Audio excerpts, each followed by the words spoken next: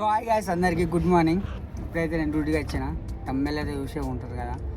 అయితే నాకు మొన్న ఒక పర్సన్ అయితే మెసేజ్ చేసిన ఉండే, బ్రో నువ్వు 6 సంవత్సరాలు ట్రక్ నడిపి ఇప్పుడు నువ్వు 4K లైసెన్స్ ఎందుకు తీసుకున్నావు, అదే నువ్వు ట్రక్ లైసెన్స్ తీసుకున్నావు అంటే ఇప్పుడు నీ లైఫ్ వేరే లేకుంటుండే కదా అని ఒక పర్సన్ అయితే కామెంట్ చేసిండు.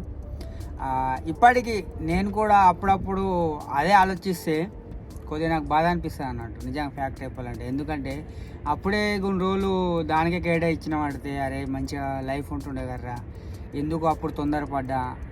ఇప్పుడు తొందరపడడానికి కారణం ఏంటంటే ఫస్ట్ నేను అప్లై చేసింది అయితే నేను మా ఫ్రెండ్స్కి వెళ్ళి ఫస్ట్ నేను అప్లై చేసింది అయితే బస్కి అప్లై చేసిన. నేను ట్రక్ కాదు, ట్రక్ మీద కూడా అంత ఇంట్రెస్ట్ లేకుండా అప్పుడు నేను ట్రక్ నడుపుతుంటే కానీ ట్రక్ తీయాలి అని అంత ఆలోచన లేకుండే.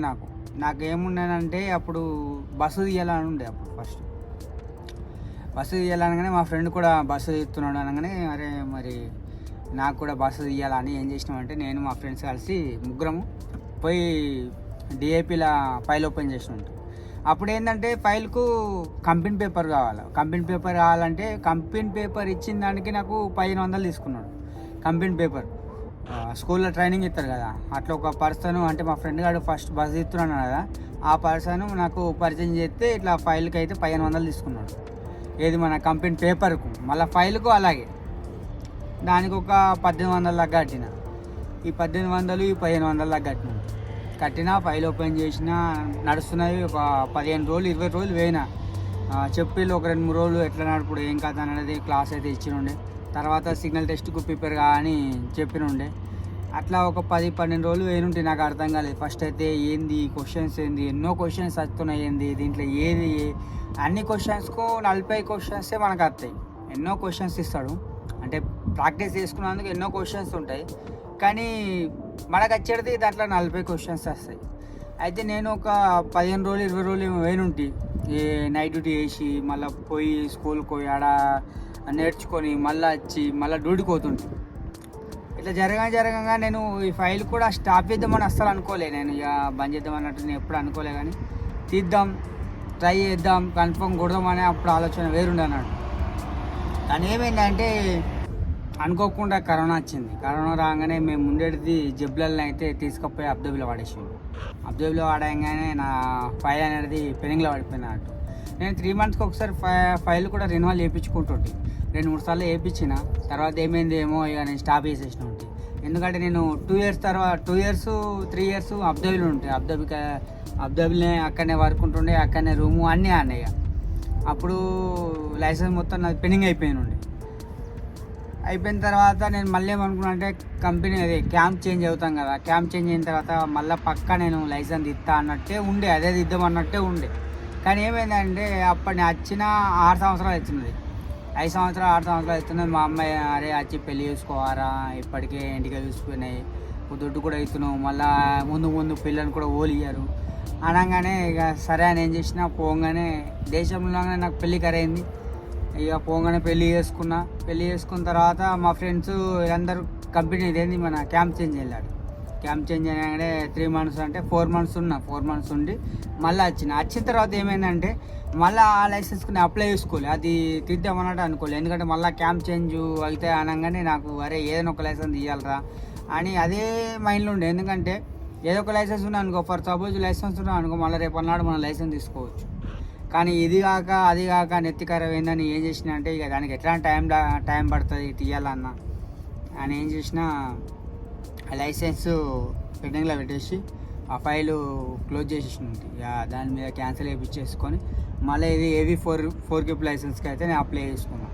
ఇది నాకు 3 monthsలోనే వచ్చింది. 3 monthsలోనే ఫస్ట్ సారి సిగ్నల్ టెస్ట్ పాస్ అయినా, కచ్చా టెస్ట్ ఒకసారి పోయింది కంటే నెక్స్ట్ సారి అయితే బరాబర్ పాస్ అయినా, ఫైనల్లో కూడా బరాబర్ ఫస్ట్ సారికి నేను పాస్ అయినా. కచ్చా టెస్ట్ అనేది నాకు ఒకసారి ఫెయిల్ చేసిండు.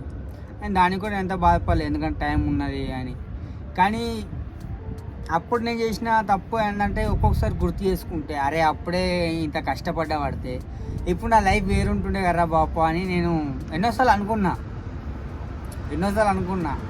కానీ ఏం చేస్తావు, మనం చేసిన నిర్ణయం మనకే అదే అన్నట్టు ఇక నేను చేసిన తప్పుకు నాకు అట్లా అయిపోయింది. కానీ నెక్స్ట్ టైం మేబీ ఈ మధ్యలో లైసెన్స్ అనేది నడుతున్న టాపిక్, ఒకవేళ తీయాలి అనుకుంటే మాత్రం పక్కా నేను ట్రక్ లైసెన్స్ తీసుకుంటాను, లేకపోతే లైసెన్స్ తీసుకోను. మీరైనా ఇట్లా నాకు ఈ మధ్యలో తీసుకోవాలనుకుంటే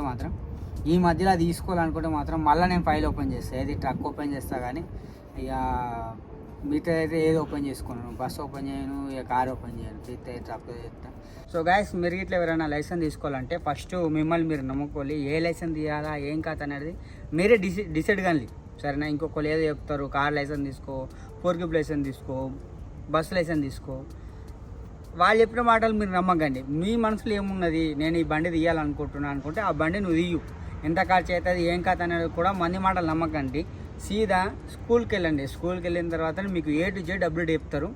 అది మీ నిర్ణయంతో తీసుకోవాలి. అగ్రిమెంట్ తీసుకుంటారా, నార్మల్ తీసుకుంటారా, మీ అమౌంట్ బట్టి మీరు డిసైడ్ కానీ. అంతేగాని అరే 4Wheeler లైసెన్స్ తూతాను వస్తారా, కార్ దిగుతుంది వస్తారా అనుకుంటా చెప్పేటోళ్ళు చాలామంది ఉంటారు. వాళ్ళ మాటలు అయితే నమ్మకండి, మిమ్మల్ని మీరు డిసైడ్ కానీ.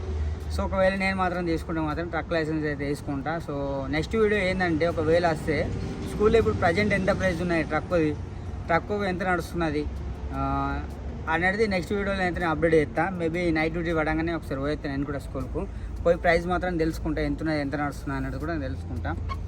ఎందుకంటే కొత్త స్కూళ్ళల్లో కొద్దిగా ఆఫర్ ఉన్నది అన్నట్టు, అంటే రీసెంట్గా అయిన స్కూళ్ళల్లో కొద్దిగా ఆఫర్ పెడతారు అన్నట్టు. ఆఫర్ మనం బుక్ చేసుకున్నాం అనుకో మనకే మంచిగా ఉంటుంది. అందుకోసమే నేను వెళ్ళి తెలుసుకొని మీకు కూడా చెప్తా.